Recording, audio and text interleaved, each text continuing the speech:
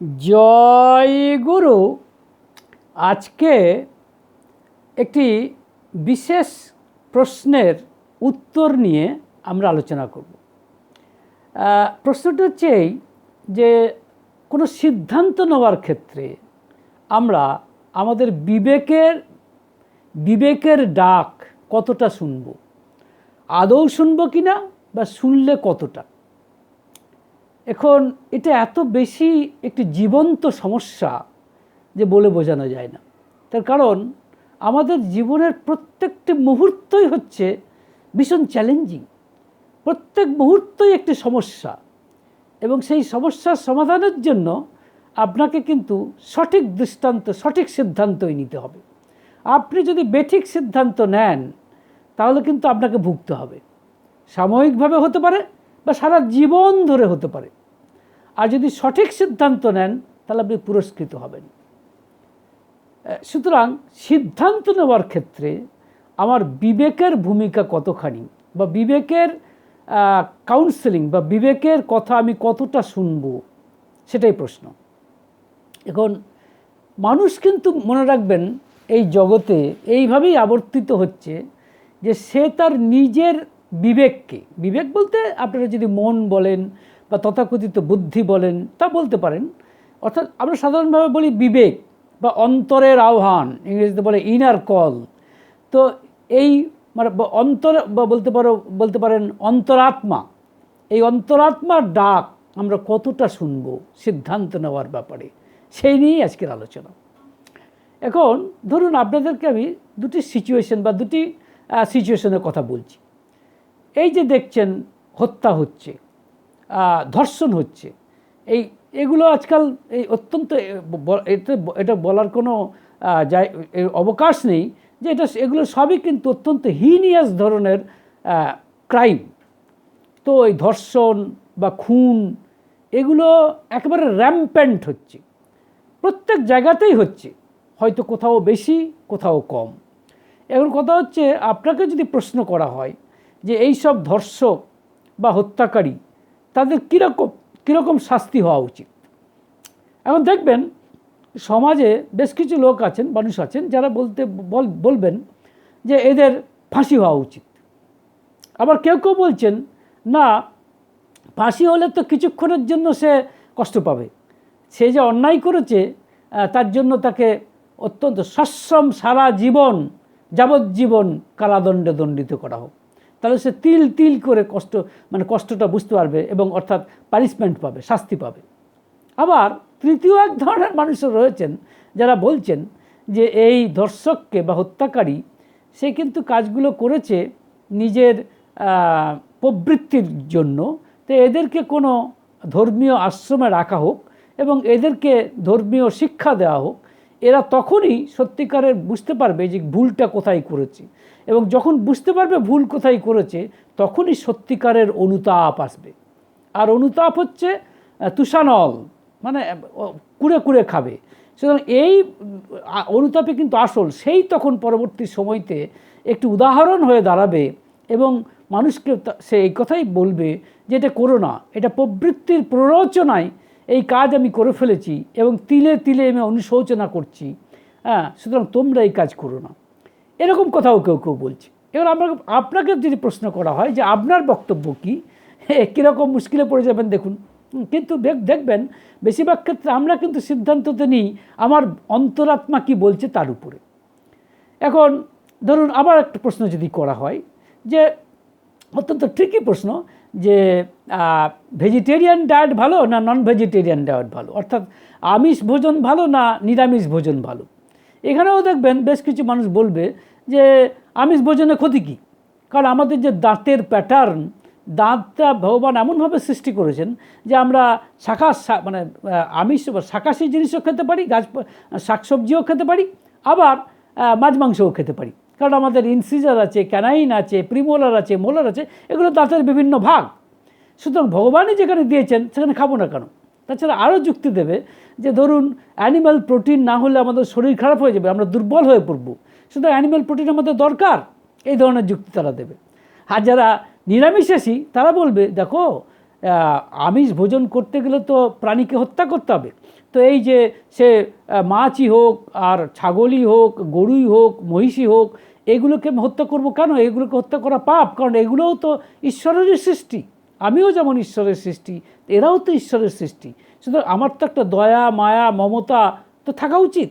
আমি হত্যা করার মাধ্যমে এটা করছি, এরকম একটি মানে যুক্তি তারা দেবে। এছাড়াও হয়তো তারা যুক্তি দেবে এই যে অ্যানিম্যাল প্রোটিনের যে বিশেষ দরকার আছে তা কিন্তু নেই, আমরা শাকসবজির প্রোটিন থেকেই দিব্যি আমাদের জীবন মানে অতিবাহিত করতে পারি, তাতে কোনো অসুবিধা নেই।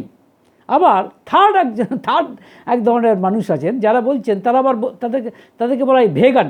ভেগান মানে কি? তারা আবার বলছে না না, শুধু শাকসবজি খেলে হবে না, এমনকি অ্যানিম্যাল প্রোডাক্টও খাওয়া যাবে না। যেমন দুধ খাওয়া যাবে না, কারণ দুধ খাচ্ছে আমি গরুর থেকে, সেটা তো গরুর রক্ত মাংস থেকে আসছে। বা মধু, এটা আসছে হানিবির থেকে, মানে মৌমাছির থেকে। আর আমরা এগুলোকে খেয়ে আমরা তাদেরকে এক্সপ্লয়েট করছি, তাদের উপর শোষণ করছি। একটা গরুর বাছুরেরই অধিকার আছে তার মায়ের দুধ খাবার, মানে গরুর দুধ খাবার। তেমনই মৌমাছিরাই খাবে তাদের মধু, ইত্যাদি ইত্যাদি অনেক রকম মানে যুক্তি দেওয়া হচ্ছে। এখন আপনাকে যদি প্রশ্ন করা হয় আপনি কি করবেন? এখন সমস্যা হচ্ছে আপনি তো মুশকিলে পড়ে যাবেন। কিন্তু আপনি মুশকিলে পড়ুন না যাই করুন, শেষ পর্যন্ত কিন্তু আপনি আপনার অন্তরাত্মার কথা শুনবেন বা আপনার বিবেকের কথা শুনবেন এবং সেই অনুযায়ী আপনার সিদ্ধান্ত নেবেন। কিন্তু মুশকিল কি জানেন? মানুষের বিবেক বা অন্তরাত্মা এটা কিন্তু মানুষ থেকে মানুষে পার্থক্য করে। কেন পার্থক্য করে? কারণ একটা মানুষের মানে এক্সপিরিয়েন্স, অর্থাৎ তার অভিজ্ঞতা, তার জ্ঞান, তার চালচলন, সব কিছু নিয়ে তার অন্তরাত্মা তৈরি হয়, সব কিছু নিয়ে তার বিবেক তৈরি হয়। সুতরাং বিবেক সবার কিন্তু এক নয়, বা অন্তরাত্মা সবার এক নয়। সুতরাং সবাই যে একই রকম চিন্তাভাবনা করবে বা সবাই যে একই রকম সিদ্ধান্ত নেবে তা কিন্তু নয়। তাহলে প্রশ্ন উঠেই যায়, কোন সিদ্ধান্তটি সঠিক? এখানেই প্রশ্নটা আছে। এবং অনেক ক্ষেত্রেই দেখা যায় যে আমরা কিন্তু আমাদের সিদ্ধান্ত অনেক সময় ভুল করে ফেলি। কেননা আমাদের অন্তরাত্মা বা যদি বলেন বিবেক, যাই নাম দিন, আমাদের মন বা বুদ্ধি তো সবসময় পারফেক্ট নয়। তার কারণ আমরা প্রবৃত্তির অভিভূতিতে, হয় একটা প্রবৃত্তি কিংবা একাধিক প্রবৃত্তির অভিভূতিতে কোনো না কোনোভাবে অভিভূত হয়ে আছি। আপনারা প্রবৃত্তির কথা শুনেছেন, যেমন কাম মানে কোনো কামনা, বাসনা, এগুলোকে বলে কাম। ক্রোধ মানে রাগ, কোনো জিনিসের রাগ হয়ে যাচ্ছে। হ্যাঁ, লোভ, কোনো জিনিসের রাস্তায় 500 টাকার বান্ডিল পড়ে রয়েছে, আমার কুড়িয়ে নিতে ইচ্ছে করছে, এটা লোভ। এটাও কিন্তু এক ধরনের অভিভূতি। আবার ধরুন মদ, মানে আমার এত বেশি পয়সা হয়েছে বা এত বেশি মানে আমার বলা যেতে পাওয়ার এসেছে বা আমার এত বেশি পাওয়ার ক্ষমতা আছে যে আমি মানুষ বলে গ্রাহ্য করছি না, এটা হচ্ছে মদও। মোহ মানে আমি মিথ্যাকে সত্যি ভাবছি আর সত্যিকে মিথ্যা ভাবছি, এটাকে বলে মোহ। এটা হয় কিন্তু। আর মাশ্চর্য মানে জেলাসি, হিংসা, আমি অন্যের একটা আনন্দের খবরে হিংসা পাচ্ছি। এই সমস্ত প্রবৃত্তি, সে এক বা একাধিক প্রবৃত্তির অভিভূতিতে আমরা কিন্তু কম বেশি ভুগি। আর তার দ্বারাই আমাদের অন্তরাত্মা ডেফিনেটলি প্রভাবিত হয়, নিঃসন্দেহে প্রভাবিত হয় বলেই আমাদের অন্তরাত্মা বা আমাদের বিবেক সবসময় ঠিক কথা বলে না। অনেক ক্ষেত্রেই আমরা আমাদের বিবেকের দোহাই দিয়ে বা অন্তরাত্মার দোহাই দিয়ে আমরা কিন্তু আমাদের দুর্বলতাকে প্রশ্রয় দিই। কিন্তু আমি একবার সলিড এক্সাম্পল দিচ্ছি আপনাদের। যেরকম আমরা তো সাধারণ মানুষ, বলা হয় অর্জুন অন্তত আমাদের চেয়ে নিঃসন্দেহে অর্জুন আরও বড় মাপের মানুষ, কিন্তু তিনিও তার এই অন্তরাত্মা মানে বলা যায় তার দুর্বলতাকে প্রশ্রয় দেওয়ার জন্য অন্তরাত্মার প্রিটেক্সট নিয়ে, অন্তরাত্মার দোহাই দিয়ে, বিবেকের দোহাই দিয়ে তিনিও কিন্তু দুর্বলতাকে প্রশ্রয় দিতে যাচ্ছিলেন। সেই ভুলটা তিনি কিন্তু করে ফেলেছিলেন। আপনারা জানেন গীতাতে 2য় অধ্যায় এই কথা বলা আছে 5 নম্বর শ্লোকে। তিনি বলছেন যে আমি যদি এই সমস্ত, মানে যখন তিনি যুদ্ধক্ষেত্রে এসেছেন, দেখছেন চোখের সামনে রয়েছেন দ্রোণাচার্য, ভীম, মানে যারা বলছে সোজা কথায় যারা আপনার তার মানে গুরুস্থানীয় এবং তার আত্মীয় স্বজন রয়েছে, হঠাৎ তিনি দুর্বলতাগ্রস্ত হয়ে পড়লেন, অবসাদগ্রস্ত হয়ে পড়লেন এবং বললেন যে এদের বিরুদ্ধে আমি যুদ্ধ করব না। কারণ যদি যুদ্ধ করিও এই সমস্ত লোকেদের, গুরুস্থানীয় লোকেদের বিরুদ্ধে, এবং যুদ্ধ করে যদি আমি রাজত্ব পাই, বা আমার মনোরম জিনিসগুলো পাইও, সেগুলো তো রক্তের দ্বারা ভেজা থাকবে, রক্তের দ্বারা সিঞ্চিত থাকবে। এ নিয়ে আমি করব কি? আপনারা জানেন 5 নম্বর শ্লোকে অর্জুন বলছেন, গুরু নহত্বাহি মহানুভাবান শ্রেয় ভক্তুম ভক্ষমপিহ লোকে হত্যার্থ কামাস্তু গুরু নিহৈব ভুঞ্জীয় ভোগান রুধির প্রদিগ্ধান। আপনারা জানেন এর অর্থটা, যেটা বললাম তাই। অর্থাৎ আমি যদি এটা ভোগ করিও, এদেরকে হত্যা করে রাজত্ব পাইও, সে রাজত্ব রক্তে ভেজা, আমার আত্মীয় স্বজনের রক্তে ভেজা। এই যে কথাগুলো বলছে, আমাদেরও মনে হচ্ছে অর্জুন বোধহয় ঠিক কথাই বলছে, কিন্তু তা নয়, এটা ভুল বলছে। সে তার দুর্বলতাকে প্রশ্রয় দিচ্ছে। যে জন্য ভগবান শ্রীকৃষ্ণকে তাকে কাউন্সেলিং করতে হলো, অর্থাৎ তাকে বোঝাতে হলো যে তুমি কিন্তু তোমার বিবেকের নাম দিয়ে, তোমার তথাকথিত অন্তরাত্মার নাম দিয়ে তুমি তোমার দুর্বলতাকে প্রশ্রয় দিচ্ছ। হ্যাঁ, এবং তিনি বলেছেন 11 নম্বর শ্লোকে, তিনি বলছেন যে যাদের জন্য তুমি শোক করছো, যাদের জন্য শোক করা উচিত নয়, তুমি তাদের জন্য শোক করছো, অথচ বড় বড় কথা বলছো, বড় বড় মানে বিদ্বানের মতো, পণ্ডিতের মতো কথা বলছো। কিন্তু যারা পণ্ডিত, তারা যারা মৃত তাদের জন্যও শোক করেন না, বা যারা মারা যায়নি তাদের জন্যও শোক করেন না। ওই বলছেন না 11 নম্বর শ্লোকে যে অসচ্চানন্য শোচস্তম প্রজ্ঞাবাদংশ্চ ভাষসে গতাসুনো অগতাসুংশ্চ নানু শোচন্তি পণ্ডিতাহ। একই কথা, অর্থাৎ পণ্ডিতরা এড়িয়েছে। অর্থাৎ তুমি ভুল করছো, তুমি দুর্বলতাকে প্রশ্রয় দিচ্ছ। এবং বহু কথা বহু শ্লোক ভগবান শ্রীকৃষ্ণকে বলতে হয়েছে। তা না বললে কিন্তু তিনি অর্জুন বুঝতেই পারতেন না। শেষে, একদম শেষে গীতার 18 খণ্ডে সম্ভবত 73 নম্বর শ্লোকে সেখানে অর্জুন বলছেন যে হ্যাঁ, এবার তোমার কথাই আমার মোহ নষ্ট হয়েছে, অর্থাৎ মোহ দূরীভূত হয়েছে। আমি যেটা ভুল করছিলাম, মোহ মানে সত্যিকে মিথ্যা বলছি, মিথ্যাকে সত্যি ভাবছি, মানে যা মিথ্যা কথা সেটাকেই আমি সত্যি মনে করছি, আমার দুর্বলতাকে আমি সত্য বলে ধরে নিয়েছি। হ্যাঁ, এবং ভগবান শ্রীকৃষ্ণ ভালো করে বোঝালেন যে দেখো, তুমি কি মনে করছো যে তুমি এদেরকে যদি হত্যা করো, ভগবান শ্রীকৃষ্ণ বললেন, তুমি কি মনে করছো এরা শেষ হয়ে যাবে? তা কিন্তু হবে না। হতে পারে তারা দেহে থাকবে না, কিন্তু তারা আত্মার উপর তারা থাকবেই থাকবে, তাদের শেষ নেই। কারণ তারা হচ্ছে অনন্ত অসীম, এবং তারা কিন্তু মানে চিরকাল ছিল, আছে, থাকবে।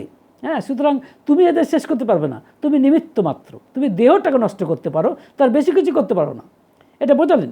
এমনকি তিনি একথাও বললেন যে তুমি যদি এত উচ্চ কথা নাও বুঝতে পারো, তাও এটা বোঝার চেষ্টা করো যে তুমি কিন্তু বর্ণের দিক থেকে ক্ষত্রিয়, আর তোমার সামনে ধর্মযুদ্ধ উপস্থিত হয়েছে। তাই এই ধর্মযুদ্ধে তোমার ক্ষত্রিয় হিসেবে যুদ্ধ করা একান্ত শ্রেয়। না করলে সেটা হচ্ছে ক্লীবতা, সেটা অন্যায়। নানাভাবে তিনি বোঝালেন, এবং বোঝার পরে অর্জুন বুঝতে পারলেন যে ভুলটা তার কোথায়। তিনি কিন্তু দুর্বলতাগ্রস্ত হয়েছিলেন। তখন তিনি বললেন, হ্যাঁ, এবার আমার মোহ নষ্ট হয়েছে, আমার স্মৃতিকে আবার ফিরে পেয়েছি, তোমার প্রসাদে মানে তোমার দয়ায় আমি ফিরে পেয়েছি। এবং তিনি বলছেন, এখন আমি স্থিত হয়েছি, অর্থাৎ এখন আমার বুদ্ধি স্থির হয়েছে, আমার সন্দেহ গত হয়েছে, এবং এখন আপনি যা বলছেন আমি তাই করব, অর্থাৎ আমি আপনাকেই অনুসরণ করব। এটা বলছেন 73 নম্বর শ্লোকে, নষ্ট মোহ স্মৃতির লব্ধা তৎপ্রসাদাৎ ময়া অচ্যুত স্থিতোস্মি গত সন্দেহ করিষ্যে বচনম তব। এই দেখুন, একই কথা বলছি, মানে যে এবার তোমার কথা আমি মানে অনুসরণ করব। কিন্তু এতক্ষণ ভুল করছিলেন তো। অর্জুনকে কত বোঝাতে হলো ভগবান শ্রীকৃষ্ণকে। তেমনই চিন্তা করুন, অর্জুনকে যদি বোঝাতে হয়, তাহলে আমাদের তো পদে পদে ভুল হবার সম্ভাবনা আছেই। সুতরাং এটা বুঝতে হবে। তাহলে আমাদের করণীয়টা কী? করণীয় এই যে কোনো সিদ্ধান্ত যদি আমাকে নিতে হয়, তাহলে এটা বুঝে নিতে হবে যে আমার বিবেক, আমার অন্তরাত্মা যে পরামর্শ আমাকে দেবে, যে কথা আমাকে বলবে, সেটা কিন্তু 100% পারফেক্ট নাও হতে পারে, সেটা সঠিক নাও হতে পারে। তাহলে উপায় এই যে এমন একজনকে আমাদের ধরতে হবে, এমন একজনকে আমাদের কেন্দ্রে রাখতে হবে যিনি 100% পারফেক্ট, যার কোনো ভুল হয় না। তিনি কে? উত্তর খুবই সহজ, তিনি হচ্ছেন স্বয়ং ভগবান। কারণ তার বুদ্ধিতে কোনো ভুল হয় না। কেন? কারণ তার অঙ্গগুলো, তার মানে ইন্দ্রিয়গুলো তার বশীভূত, তাই তিনি হচ্ছেন স্থিতপ্রজ্ঞ, মানে তার বুদ্ধি স্থির হয়েছে, তাকে বলে স্থিতপ্রজ্ঞ। তার সাথে যুক্ত হওয়ার কথা বলছেন ভগবান শ্রীকৃষ্ণ। এটা 61 নম্বর শ্লোকে 2য় অধ্যায়ে বলছেন, তানি সর্বাণি সংযম্য যুক্ত আসিত মতপর বসে হি যস্যেন্দ্রিয়াণি তস্য প্রজ্ঞা প্রতিষ্ঠিতা। এর অর্থটা কি? বসে হি যস্যেন্দ্রিয়াণি, যার ইন্দ্রিয়গুলো যার বশে রয়েছে। এখন আমাদের তো বসে নেই, সমস্যাটাই কারি, কারণ আমাদের দুর্বলতা আছে। অর্জুনের মধ্যে আমাদের পদে পদে দুর্বলতা আছে। এতটুকু দুর্বলতা থাকলেও হবে না, কারণ কেন না, ইন্দ্রিয়গুলো আমাদের হাতে নেই। শ্রী ঠাকুর অনুকূলচন্দ্র এই কথাটাই বলেছিলেন যে দুর্বলতাকে বলছেন তিনি সত্যিকারের পাপ, এবং এই পাপকে বলছেন তারাও যত শীঘ্র পারো এই রক্ত চোষণকারী ভ্যাম্পায়ারকে। তিনি এই দুর্বলতাকে ব্লাড সাকিং ভ্যাম্পায়ার সঙ্গে তুলনা করেছেন, এবং তিনি বলছেন তোমার যদি মানে লেশ মাত্র দুর্বলতা থাকে তবে তোমার ধর্মরাজ্যে ঢোকবার অধিকার জন্মায়। প্রথম কথাই ঠাকুরের, তিনি যে একটি বই লিখেছেন, একটি মাত্র বই লিখেছেন সারা জীবনে, সত্যানুসরণ যার নাম, তার প্রথম কথাটাই এই দুর্বলতা, যে দুর্বলতাকে পরিত্যাগ করতে হবে। কারণ তুমি স্মরণ করো যে তুমি পরম পিতার সন্তান, তোমার আর ভয় নেই, তোমার আর জড়তা নেই। তাই এটা ঠাকুরের একই কথা, শ্রী ঠাকুর বলছেন একই, এটা বলারই কথা। প্রত্যেক গ্রেট মানে মানুষ, যারা মহান মানুষেরা একই কথা বলেন। তাহলে দেখুন এই দুর্বলতাগ্রস্ত। সুতরাং আমাদের ক্ষেত্রে ডিসিশন নিতে গেলে এটা বুঝে নিতে হবে যে সেই স্থিতপ্রজ্ঞকে ধরতে হবে। স্থিতপ্রজ্ঞ মানে যার প্রজ্ঞা সঠিক হয়, যার বুদ্ধি সঠিক, যিনি কখনো ভুল করেন না, যিনি 100% পারফেক্ট। তিনি কে? নিঃসন্দেহে ভগবান। আমি বলছি স্থিতপ্রজ্ঞ। এখন ভগবান দু রকমের হয়, বলা হয়। একটাকে বলে ইম্পার্সোনাল গড, আর একটাকে বলে পার্সোনাল গড। ইম্পার্সোনাল গড মানে যিনি অনন্ত, যিনি সব জায়গায় রয়েছেন, অনন্ত হয়ে রয়েছেন। কিন্তু মুশকিল হচ্ছে এই অনন্ত ভগবানকে আমি কিন্তু বুঝতে পারবো না, আমার বোঝার সাধ্য নেই, তাকে উপলব্ধি করার ক্ষমতা আমার বুদ্ধিতে কুলোবে না। তাই ভগবান আমি যাতে তাকে বুঝতে পারি, আমি তাকে চিনতে পারি, আমি যেন তাকে উপলব্ধি করতে পারি, তাই তিনি মানে মানুষ নরবিগ্রহে আসেন। যখন ভগবান নরবিগ্রহে আসেন তখন তাকে বলি আমরা পুরুষোত্তম, ইংরেজিতে বলে সুপ্রিম পার্সন। এবং এরকম এসেছেন প্রথম ভগবান রামচন্দ্র, তারপর এসেছেন ভগবান শ্রীকৃষ্ণ, তারপর একটি সিরিজ আছে, আমরা বলি রামকৃষ্ণ বুদ্ধ যিশু, একটি সিরিজ বলা হয়। তো এবং তারা বিভিন্ন যুগে যুগে আসেন এবং যুগের প্রয়োজনে তারা সেইভাবে আসেন, এবং যে যুগে যিনি আসেন বা যে সময়তে যিনি আসেন সেই পুরুষোত্তমকেই আমাদের অনুসরণ করতে হবে, এটাই রুল। এবং তাকে অনুসরণ করে, অর্থাৎ তার জীবন দর্শন, তার মানে শিক্ষা, তার কথা, তাকে অনুসরণ করে আমাদের ডিসিশন নিতে হবে। যেমন অর্জুন নিলেন ভগবান শ্রীকৃষ্ণের ক্ষেত্রে। তাই ভগবান শ্রীকৃষ্ণ কিন্তু সত্যিকারের বাস্তব ভগবান অর্জুনের কাছে। আমরা কিন্তু ভগবান বলতে একটা কল্পনার ভগবান চিন্তা করে বসে থাকি, আর সেটা হয় আমাদের মস্ত ভুল। যেমন বাস্তবটা কি না, অর্জুনের কাছে যেমন ভগবান শ্রীকৃষ্ণ, তেমনই যে যুগে যিনি এসেছেন ধরা হয় সেই যুগে। তো যাই হোক, তাহলে এরকম ডিসিশন নিলে কিন্তু ভুল হবে না, বুঝতে পারছেন? যদি যুগপুরুষোত্তমের কথা অনুযায়ী চলেন, তাহলে ধরুন কোনো একটা বিষয়ে আমাদের সিদ্ধান্ত নিতে হবে। ইনফ্যাক্ট মনে রাখবেন, আমাদের জীবনের প্রত্যেকটি মুহূর্তে হচ্ছে চ্যালেঞ্জিং, প্রত্যেক মুহূর্তে আমাদেরকে সঠিক সিদ্ধান্ত নিতে হবে। ধরুন একটি কঠিন সিদ্ধান্ত আপনাকে নিতে হবে, তো আপনার কী করণীয় করা উচিত?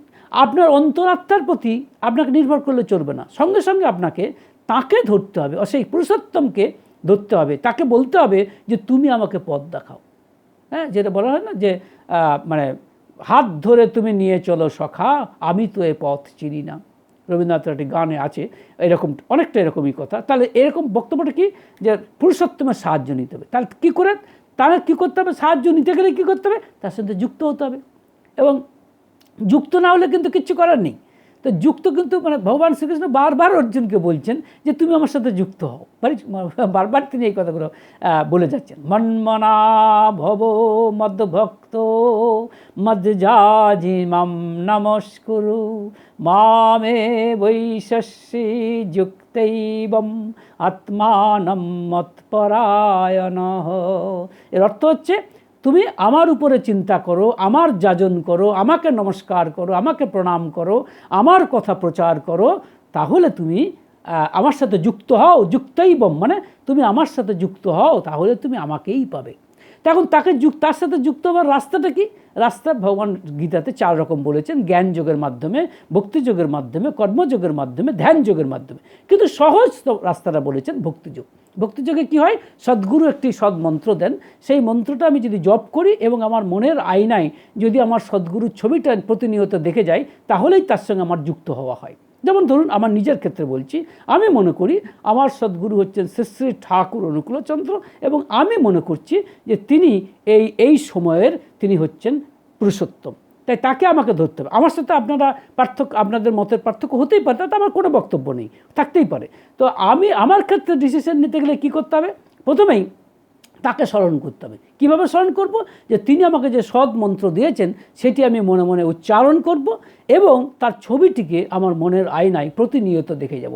এইভাবে তার সঙ্গে যুক্ত হয়ে আমি তাকে অনুরোধ করব যে তুমি আমাকে রাস্তা দেখিয়ে দাও। এবং তখন অন্তরাত্মা যে কথা বলবে, যে ডিসিশন দেবে, যে সিদ্ধান্ত দেবে, সেই সিদ্ধান্তকে আমি মেনে চলব। তাহলে আমার ভুল হবার সম্ভাবনা কম হবে। এমন নয় যে আমার ভুল হবেই না, হতে পারে, কিন্তু তার মানে সুনার অর লেটার, অর্থাৎ তাড়াতাড়ি হোক বা একটু পরেই হোক, ভুলটা কিন্তু যদি ভুল করে ফেলি তাহলে ভুলটা বুঝতে পারবো। অর্থাৎ এটা তো হবে যে বেটার লেট দ্যান নেভার। সুতরাং এইটুকু কিনতে হবে। সুতরাং এইটাই হচ্ছে বলতে পারেন মানে আমার উপসংহার পর্বে আমি এই কথাটাই বলতে চাই যে কোনো সিদ্ধান্তই আপনাকে নিতে হলে মনে রাখবেন আপনার অন্তরাত্মার সাথে সেই পুরুষোত্তমকে মিশিয়ে দিতে হবে। যদি না মেশান, শুধু অন্তরাত্মার সাহায্য নেন, অনেক ক্ষেত্রে কিন্তু ভুল হওয়ার সম্ভাবনা। কারণ মানুষ কিন্তু তার অন্তরাত্মা নিয়ে ঘুরে, সে মনে করে সেই ঠিক কথা বলছে। এটা হচ্ছে সবচেয়ে দুঃখের, সবথেকে ট্র্যাজিক। সুতরাং আপনার জীবনে, শুধু আপনার জীবনে নয়, আমার জীবনে, আপনার জীবনে, প্রত্যেকের জীবনে প্রতিটি মুহূর্তই চ্যালেঞ্জ। প্রতিটি মুহূর্তের জন্যই ডিসিশন নিতে হবে, সঠিক সিদ্ধান্ত। কারণ মনে রাখবেন মানুষের জীবনের শেষ উদ্দেশ্য হচ্ছে আনন্দ লাভ, ভগবান লাভ। আনন্দ লাভ মানে, কারণ আমার সত্তাই হচ্ছে সচ্চিদানন্দ। আনন্দ কথাটা আমার সত্তার মধ্যেই আছে। তাই সত্যিকারের আনন্দ পেতে গেলে আমার অন্তরাত্মার সাথে সেই পুরুষোত্তমকে মিশিয়ে দিতে হবে। তাহলে আপনার সিদ্ধান্ত সঠিক হওয়ার সম্ভাবনাই বেশি। ভালো থাকবেন। জয় গুরু।